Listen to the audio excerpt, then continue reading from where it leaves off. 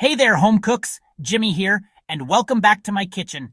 Today, I'm about to unlock a secret that'll take your beef stew to the next level. We're talking about that magical third day when your stew tastes like it's been blessed by the flavor gods themselves. Intrigued? Let's dive in. First things first, let's quickly go over why stews taste better on the third day.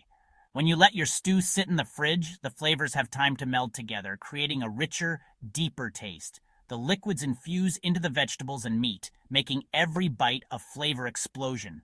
It's like giving your stew a mini vacation and it comes back tasting incredible. All right, let's get cooking. Here's what you'll need.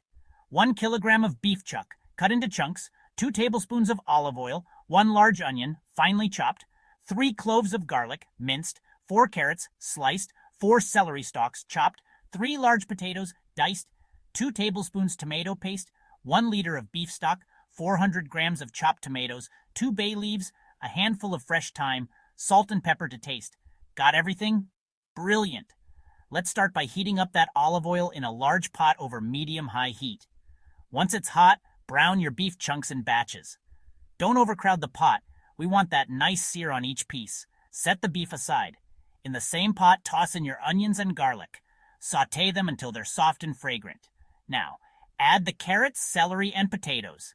Give them a good stir and let them cook for a few minutes. Next, add the tomato paste and cook it for a minute to get rid of that raw taste. Return the beef to the pot and pour in the beef stock and chopped tomatoes. Throw in the bay leaves and thyme and season with salt and pepper. Bring everything to a boil, then reduce the heat to a gentle simmer. Cover the pot and let it cook for about 2 to 2.5 hours, stirring occasionally. The meat should be tender and the veggies cooked through. Now here comes the hard part, patience. Once your stew is done, let it cool down and then pop it in the fridge.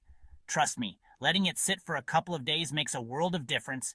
Fast forward to day 3, and oh boy, the magic has happened. Reheat your stew gently on the stove and get ready for a flavor party in your mouth. The beef is melt in your mouth tender, and the broth is packed with depth and richness. So there you have it, folks. A delicious beef stew that's worth the wait. Happy cooking, and see you next time.